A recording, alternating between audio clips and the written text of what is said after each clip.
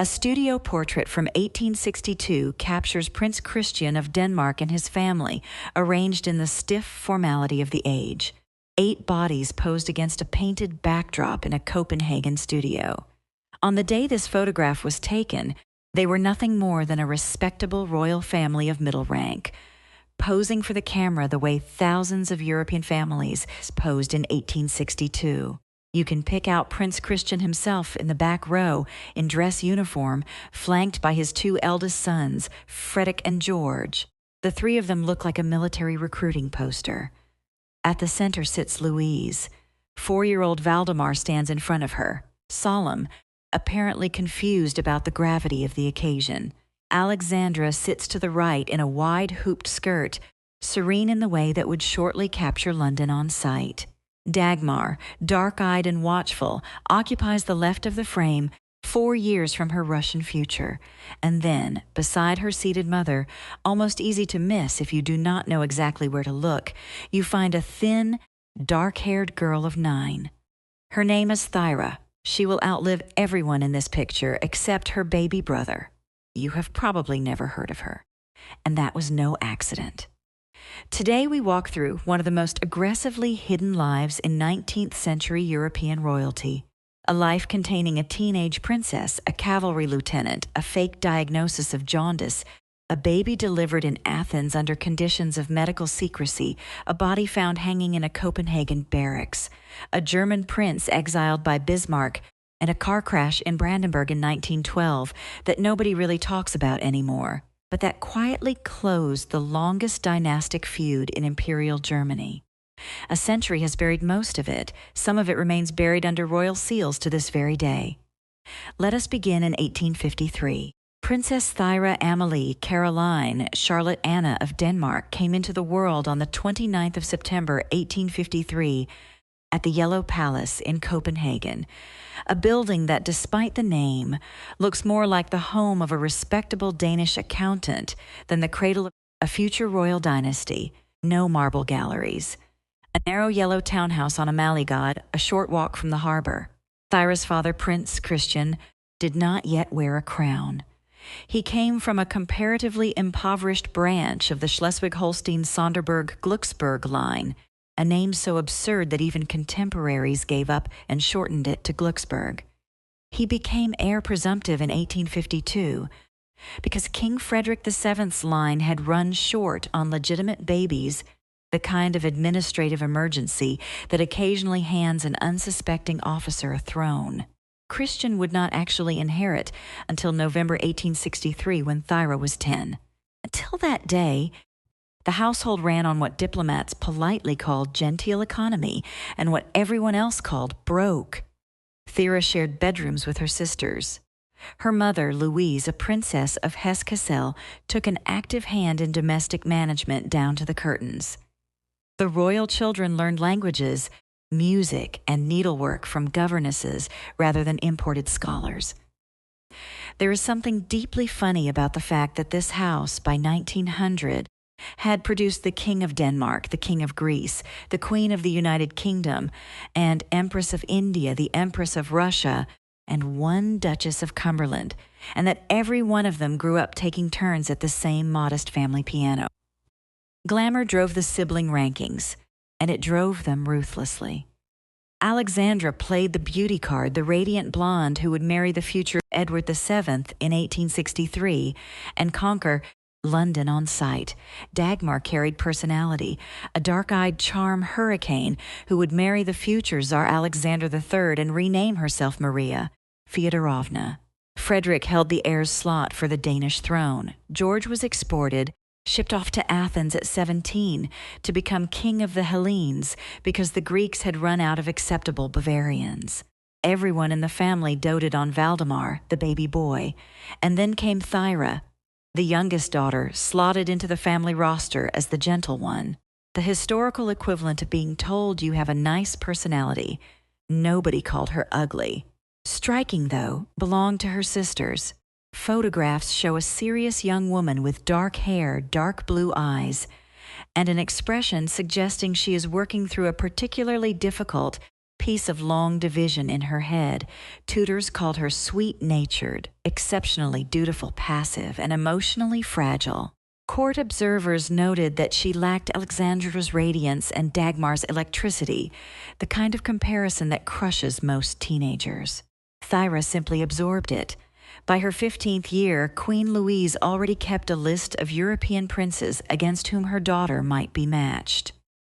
For the whole of Thyra's adolescence, her mother delivered the same lecture in different forms. Denmark had been humiliated. It lost Schleswig and Holstein to a Prussian-led war in 1864, an event that wounded national pride and shrank the kingdom by a third.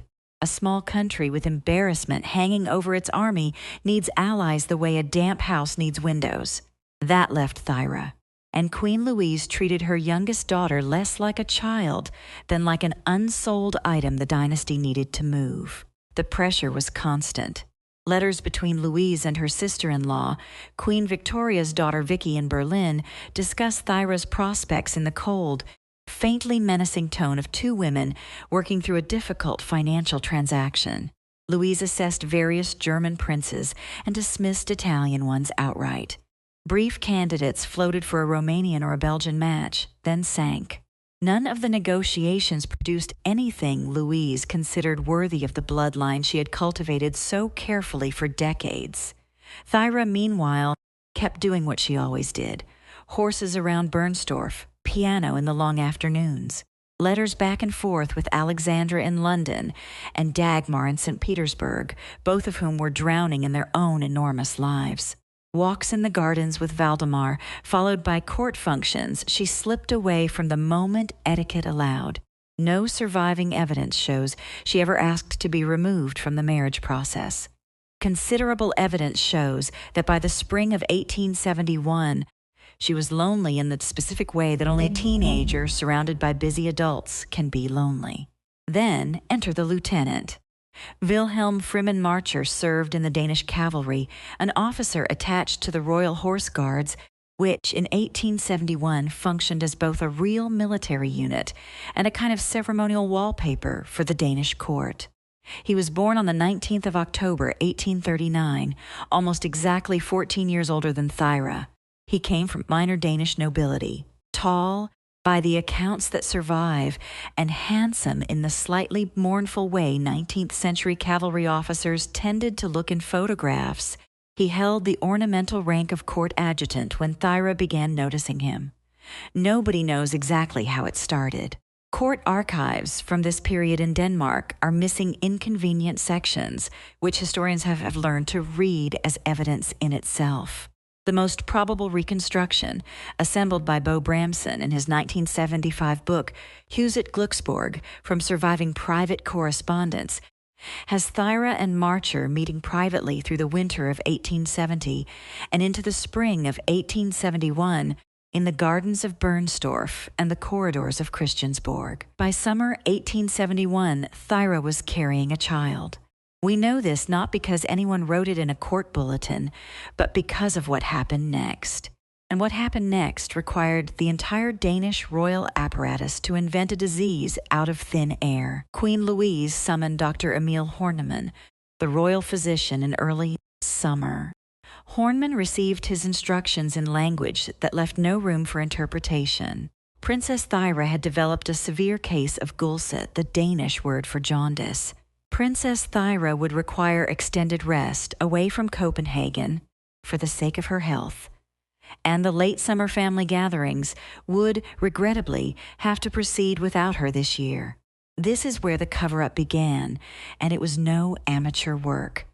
The official story the Danish court put out in the late summer of 1871 was a small masterpiece of misdirection. Princess Thyra, the country learned, suffered from a stubborn liver complaint. Dr. Horneman recommended a long convalescence in a warmer climate. Officials would send her to her brother, King George I of the Hellenes, in Athens, where the Mediterranean air would aid her recovery and her sister-in-law, Queen Olga, would care for her. It sounded plausible enough. Royal princesses really did travel abroad for health cures. The Mediterranean really was thought restorative. and Greece really did host a Danish-born king with a discreet court and no domestic press worth the name. The trip really did happen. Thyra left Copenhagen in the autumn of 1871 under unusual privacy and reached Athens by private rail and steamer, accompanied by a tiny retinue handpicked by Queen Louise herself. What happened in Athens is harder to document because the people involved did not want it documented. The most credible account, again largely reconstructed by Bramson from surviving Greek court correspondence, has Thyra confined to private quarters at the Athens Royal Palace from October 1871. In early or mid-November, attended by Queen Olga, a Greek doctor sworn to silence, and one Danish lady-in-waiting, she gave birth to a baby girl. The infant disappeared from her care almost immediately. This is where the historical record splits. The widely accepted version, drawn from later oral tradition and a circumstantial timeline, holds that the baby traveled quietly back to Denmark within weeks of her birth and was placed with a respectable Odense couple, Rasmus and Anne-Marie Jørgensen. The child was named Katharina, eventually called Kate, and grew up in modest middle-class circumstances. She was, by this version, Thyra's daughter. Strict academic historians point out that the story rests on circumstantial evidence rather than primary documentation. The adoption papers, if they ever existed in their original form, have never surfaced. The relevant sections of the Danish royal archives for the autumn of 1871 are either sealed or missing. What we have is a perfectly fitting timeline, a quietly raised child of unknown origin, a family tradition that surfaced decades later, and a royal household that spent the rest of the 19th century refusing to discuss any of it. You can take that as proof, or as suggestive. Most serious Danish historians take it as proof.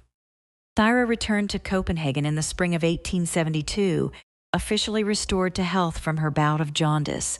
She would never publicly acknowledge any of it, nor would she ever, in any surviving letter, refer to the daughter she carried for 9 months and held for less than a week in a borrowed room 3,000 kilometers from home.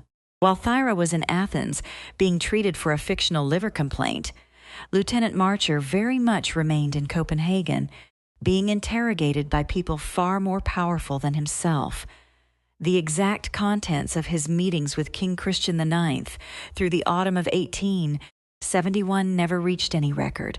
We know only the outcome. Marcher received an order forbidding contact with Thyra ever again. He also received, by several later accounts, the clear understanding that his presence in the king's court in the Royal Horse Guards, and arguably in Copenhagen itself, was no longer welcome.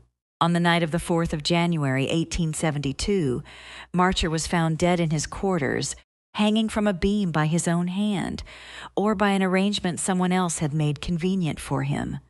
The official ruling was suicide by hanging. The Danish press printed almost nothing. A brief notice of a young officer's death ran in a few papers, with no cause specified for public consumption. Most readers in Copenhagen would have assumed a young, healthy cavalry officer had died in an accident or a duel of some kind. The court insiders who knew the real story kept silent under explicit orders, and the silence held for the better part of a century before Danish historians began piecing the affair back together. And here we hit the second great mystery. Did Marcher hang himself from despair, or did someone hand him a rope and an order to protect the royal family? Bramson and others have noted that the swiftness, the silence, and the sheer convenience of his death all point in an uncomfortable direction. Coerced suicide was a recognized concept in 19th century European officer culture. An officer who embarrassed his monarch could find himself presented with a pistol, a quiet room, and a clear set of expectations. We will probably never know. The primary sources have vanished and the witnesses are dead. When Thyra returned to Denmark in the spring of 1872, she returned a different person, quitter, more withdrawn than the girl who had left 6 months earlier. Letters from Alexandra and Dagmar over the following years describe a sister prone to long stretches of melancholy, who refused to speak of Marcher or of the child who had vanished from her arms in November. Marcher's name never came up again. Thyra let her mother resume the marriage negotiations, as though nothing had happened at all. The next several years of Thyra's life read, in retrospect, like a comedy of unsuitable old men. Queen Louise threw herself into the rehabilitation of her youngest daughter's marriage prospects with the determination of a woman trying to sell a slightly damaged piece of furniture before the buyer notices. Her energy alone deserves a medal. First into the running came King Willem III of the Netherlands. Willem, 61 and widowed, carried a reputation across Europe so bad that his own subjects called him Koning Gorilla, which translates exactly the way you think it does. His foul temper preceded him, along with allegations of violence toward servants and an open hunt for a younger second wife to produce a backup heir. He traveled to Copenhagen in person and let it be known that he would find Thyra a satisfactory candidate. Thyra and her parents very politely declined because nobody wanted their daughter to become the second Mrs. Koning Gorilla. Queen Victoria entered the picture next, briefly.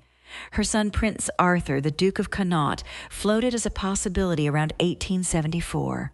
Victoria refused to entertain it. Her journals from this period record, in her usual unfiltered hand, a firm opposition to another Danish princess marrying into the British royal family. Alexandra already filled the role of Danish daughter-in-law, and Victoria found one quite sufficient. There was also, by the Queen's own account, the matter of certain rumors out of Copenhagen regarding the youngest princess, rumors that British diplomatic correspondents had picked up and forwarded to Windsor. The Marcher affair was less secret than the Danish court believed. Victoria knew, her ambassador knew, half the chanceries of Europe knew, and they all simply chose not to use it publicly. So Prince Arthur withdrew from consideration. Various German princelings were assessed and rejected. Years passed without result. By 1878, Thyra was 25, which in royal marriage terms was the cliff edge of unmarriageability. And then a candidate emerged who suited Queen Louise's specific political grudges so perfectly that the match arrived with the force of a tide coming. In his name was Ernst August. Ernst August, Crown Prince of Hanover, was the most politically loaded match in Europe. A man whose surname alone triggered diplomatic reactions in Berlin, London, Vienna, and Copenhagen at the same time. To understand why, you have to remember what happened to his family in 1866. In that year, the Kingdom of Hanover, a respectable middle-sized German state with its own ancient ruling house, sided with Austria in the Austro-Prussian War. The Hanoverians chose wrong.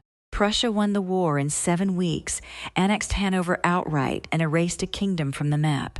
Ernst August's father, King George V of Hanover, refused to abdicate. He fled into exile in Austria, taking his court, his treasury, and his unending grievance with him, and he died still calling himself King of Hanover in June 1878. His son Ernst August, the new crown prince, inherited 2 things. The first was the title, which by 1878 named a country that no longer existed. The second was the family fortune, a staggering private hoard built over centuries of wealth rule, which Bismarck had ordered sequestered into a Prussian-controlled account. He also inherited the family's defining political position, an absolute and lifelong refusal to acknowledge the Prussian annexation of Hanover. This is the man Queen Louise selected for her daughter. The logic was elegant spite. Denmark had lost Schleswig-Holstein to Prussian aggression in 1864. Hanover had lost everything to Prussian aggression in 1866. Marrying the youngest Glücksburg daughter to the dispossessed heir of the most anti-Prussian dynasty in Germany delivered a discreet but unmistakable insult to Berlin. Bismarck understood the message at once and did not pretend otherwise.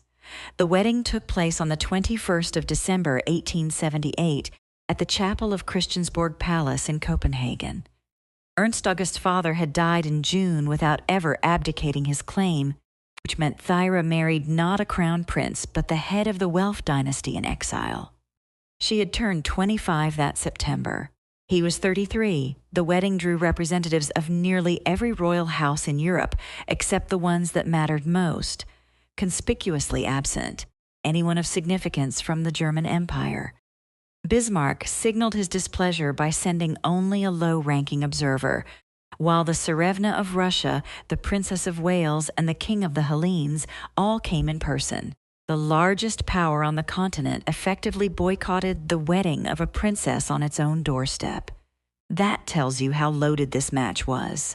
Otto von Bismarck had an unusual talent for converting personal grudges into formal state policy, and his treatment of the Welf family is the perfect example.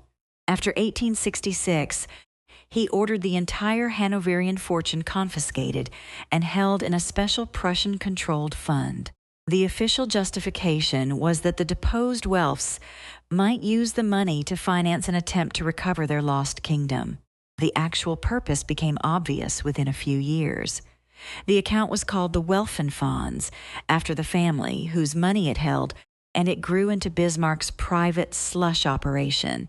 He used the interest from the sequestered fortune to fund discreet political activities of his own, paying off friendly journalists, bribing minor officials, and maintaining a low-level network of informants across the empire. Press critics eventually nicknamed it the Reptilian Fonds, the Reptile Fund, after Bismarck himself sneeringly called his opponents malicious reptiles. So Thyra married directly into the family whose ancestral wealth was funding, in real time, the political machine that had crushed them. No surviving record shows her ever mentioning this aloud, but it is impossible to imagine she did not know. She listened. Her husband talked about almost nothing else for the length of their marriage. Welf grievance became the household weather she lived under for 40 years. Then came the Brunswick Crisis of 1884. The Duchy of Brunswick was a small but real German state, still ruled by a senior line of the Welf dynasty. In October 1884, its reigning duke, Wilhelm, died childless. By every existing rule of dynastic inheritance, the throne of Brunswick should have passed to Ernst August, the next male Welf, and a closer cousin of the late duke than anyone else alive. Bismarck saw a chance to twist the knife. He invoked an obscure clause, arguing that no German prince who refused to renounce a claim against the empire could take a German throne. Ernst August had spent the previous 6 years loudly insisting that Hanover belonged to him. The Imperial Bundesrat duly voted to block his accession. The duchy passed to a regency under Prince Albrecht of Prussia, which is to say, under direct Hohenzollern control. Thyra and her husband were barred from the only territory they could legally have ruled. For Ernst August, it was a catastrophe. For Thyra, it was a quieter kind of disaster. She was now married to a man whose entire political identity revolved around a kingdom he could not claim, a duchy denied him by Berlin, and a fortune he could not touch. The Welf family had shrunk to a court in exile with magnificent titles and limited cash, and Thyra was its duchess. With Hanover gone, Brunswick blocked, and no foothold left in the German Empire, Thyra and her husband settled in the only territory that would have them. So Austria it was.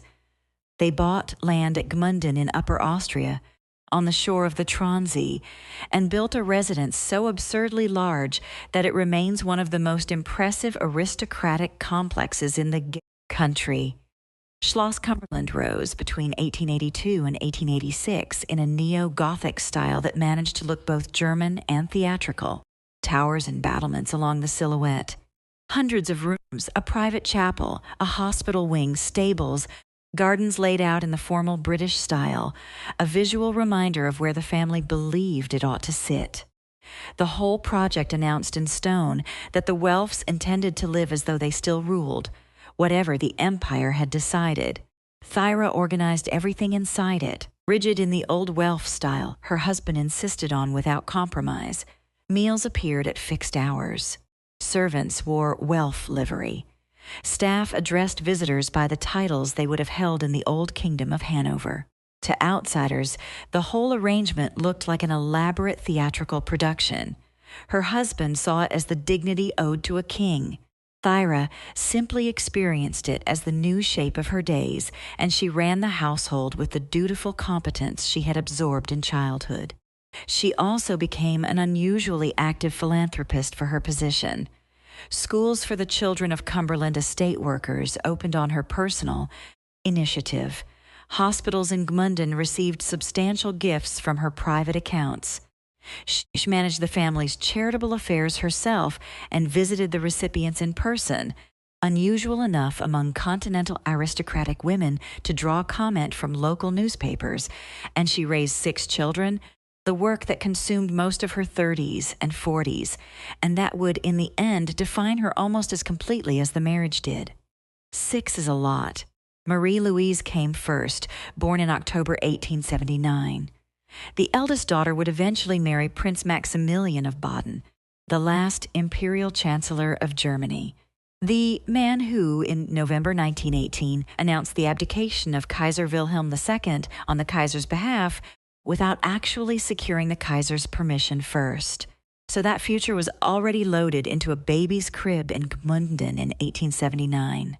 Georg Wilhelm arrived in October 1880, the heir, the eldest son, the boy on whom the entire dynastic future supposedly rested.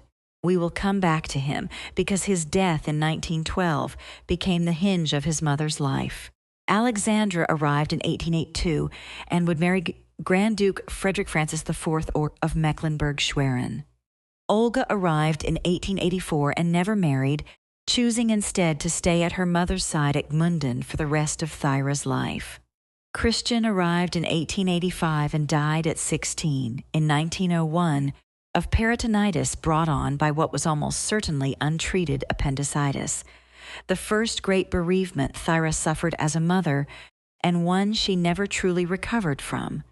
Last came Ernst August Jr., born in November 1887, the youngest and, in time, the most consequential of the 6. On the 14th of May, 1912, Thyra's brother, King Frederick VIII of Denmark, died suddenly in Hamburg while traveling incognito. He collapsed during an evening walk and was carried to a hotel as an unknown gentleman, identified by the police only hours later. Word reached the family within a day. The funeral would be held in Copenhagen at the end of the month, and the entire Glucksberg family planned to attend. Thyra's eldest son, Georg Wilhelm, 31, holding a serving officer's commission in the Prussian army through his role in the Cumberland Hussars, set out for Denmark by motor car. The route took him through Brandenburg. On the 20th of May, 1912, near the village of Knackel, his car left the road at high speed, threw him clear of the wreckage, and killed him almost instantly on the way to his uncle's funeral. News reached Gmunden the same day. Thyra collapsed. Her eldest son and heir was gone in an afternoon, the second of her sons she would bury, and her husband's careful wealth succession plan, maintained for 30 years, imploded with one wrong turn on a German country road. What came next would have looked almost unimaginable in 1880, when Thyra's son entered a household that regarded the Hohenzollerns as an occupying enemy power. Times had changed. By 1912, the world looked very different, and the Welf-Hohenzollern feud had run out of fuel on both sides. Ernst August Jr., the youngest son, now 24, traveled to Berlin in person to thank Kaiser Wilhelm II for the official condolences he had sent over Georg Wilhelm's death. While at the imperial court, Ernst August Jr. met the Kaiser's only daughter, Princess Victoria Louise. They fell in love. The romance moved quickly and visibly, and Berlin society noticed within weeks. By early 1913, the talk of a marriage was serious. By spring, it had political agreement. On the 24th of May, 1913, Ernst August Jr. and Victoria Louise married in Berlin in what was the largest royal wedding the German Empire ever staged. Every reigning German prince attended, along with the British and Russian royal houses. It would later stand as the last great gathering of European royalty before the war that destroyed all of them. As part of the settlement, Ernst August Jr. formally renounced any claim to the Kingdom of Hanover, the position his grandfather and father had defended for almost 50 years.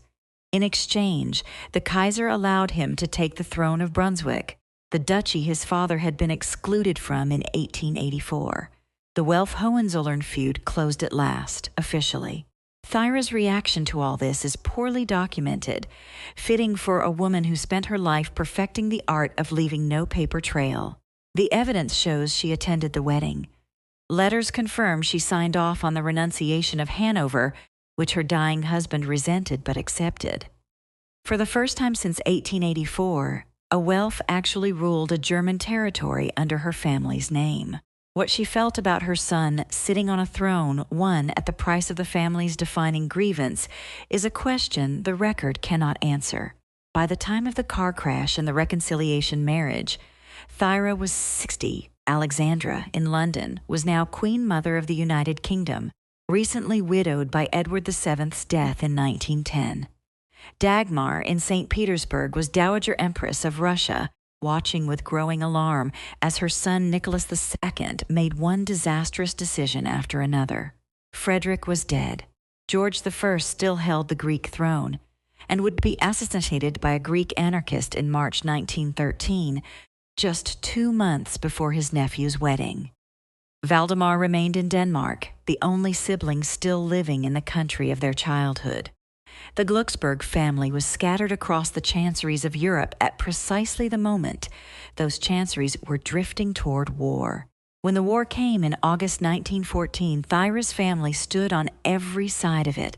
Ernst August Jr. reigned as Duke of Brunswick and served as a general in the German army. Victoria Louise, her daughter-in-law, called the Kaiser her father. Maximilian Bitten, her son-in-law, held a senior German political post. Her nephews George V and Nicholas II commanded the British and Russian armies ranged against him. Cousins, nieces, and grandchildren of hers wore the uniforms of 3 rival empires and shot at one another across the trenches of France and the forests of Poland. Thyra spent the war at Gmunden in Habsburg territory, technically on the side of her son's German Empire. She turned much of Schloss Cumberland into a military hospital for wounded Austrian and German soldiers. She wrote letters constantly. Surviving correspondence shows her trying to keep contact with Alexandra in London through neutral intermediaries in Denmark and Switzerland, often by way of her brother Valdemar in Copenhagen. The letters are careful, evasive on anything military, and packed instead with health updates, condolences for the dead nephews on every side, and the kind of family chatter that pretends the world is not burning. It burned. By November 1918, every empire her relatives had married into was either gone or collapsing. The Romanovs were murdered at Yekaterinburg in July of that year, a thing her sister Dagmar refused to believe had actually happened for the rest of her life. Vienna's Habsburgs fell in October. The Hohenzollerns fell on the 9th of November, announced by Maximilian of Baden, Thyra's own son-in-law, and Brunswick's Welfs fell alongside them. On the 8th of November 1918, Thyra's son Ernst August Jr. abdicated the Duchy of Brunswick after exactly 5 years on the throne. It would take the family 50 years to recover even part of what it lost. Thyra and Ernst August spent the post-war years in a Schloss Cumberland that was suddenly the home of 2 private citizens with grand titles and no government. Nothing remained. Austria and Germany were both republics now. The Brunswick throne was gone. The Hanoverian claim, formally renounced by their son in 1913, had persisted as fiction for 50 years and now lay beyond resurrection. Ernst August never recovered from any of it. He had spent his entire adult life defending the Welf position against Prussia, and Prussia itself ceased to exist as a kingdom in 1918, taking the war he had fought down with it. He died on the 14th of November 1923 at Gmunden, aged 78, in the home Thyra had run for him for 40 years. Thyra survived him by a decade. She lived almost entirely at Schloss Cumberland with her daughter Olga, who never married and quietly became her mother's companion. Visitors describe a small white-haired woman in dark clothing, polite, melancholic, withdrawn even by the standards of widowed European royalty. Letters still traveled back and forth with Alexandra in England, who outlived her own husband by 15 years before dying in 1925. Others reached Dagmar in Denmark, where the Dowager Empress had finally settled after her escape from Russia. The three Glucksberg sisters had begun life together at the Yellow Palace in Copenhagen 70 years earlier. By the late 1920s, they were the last witnesses to a vanished version of Europe, and they kept writing to one another about the weather, the grandchildren, and the dead. Dagmar died in October 1928 in Denmark. Near her brother Valdemar, Alexandra had died in 1925. Thyra, alone of the three sisters, lived on at Gmunden into the early 1930s, watching the next political catastrophe begin to assemble itself in the new German Republic. Her son had once, briefly, ruled a corner of it. She died on the 26th of February, 1933, at Schloss Cumberland, aged 79, and was buried in the family mausoleum at Gmunden, alongside her husband, her son Christian, who died at 16, and her son Georg Wilhelm, who died on a road in Brandenburg in 1912. The funeral drew Welf relatives and a small number of Austrian dignitaries. No foreign royal delegation appeared. Hitler had taken office as Chancellor of Germany 4 weeks earlier, and Europe was already looking elsewhere. The reason you have never heard of Thyra of Denmark is in part that she did her job too well. Royal women of the 19th century were expected to keep their dignity, raise children, support husbands, avoid scandal, and leave no embarrassing paper trail. Thyra delivered on all of it with a degree of self-erasure that turns almost frightening when you set it beside the actual events of her life. Most royal biographies of the 19th century tell of large external events happening around a relatively passive central figure. Thyra's life broadly follows that pattern, but the sheer volume and strangeness of those events is staggering once you line them up. She sat at the center of 3 separate dynastic crises that historians still write books about, and almost nobody outside academic Danish history knows her name. Which brings us back to the studio portrait from 1862, where Prince Christian and his family pose on the cusp of everything that is going to happen to them. The frame holds a future king of Denmark, a future queen of the United Kingdom, a future king of Greece, and a future Empress of Russia, all arranged stiffly against a painted Copenhagen backdrop. Beside her mother stands the 9-year-old girl who will outlive every other person in the picture except her baby brother. We see her there because we know to look. The 19th century did not. I told you that you had probably never heard of Thyra of Denmark, and that the obscurity was no accident. The first part is true. The second is more complicated. Her obscurity was, in a real sense, the product of her own labor. She spent 60 years not writing things down, not speaking publicly, not letting anyone outside the family hear the parts of her life most worth knowing. She kept her own secrets, and the historical record has obeyed her, leaving her story to be excavated rather than simply read. So consider this a small excavation. One of many the record still needs before Thyra moves out of academic footnotes and into general memory. The princess at the back of the photograph deserves a name, a face, and a few of her own sentences. Her name was Thyra Amalie Caroline Charlotte Anna of Denmark. She lived from 1853 to 1933, and she survived almost everything that life threw at her. Tell me in the comments which secret stayed with you. I read every single one. Subscribe to Royal Whispers and listen for the next story the record tried to silence.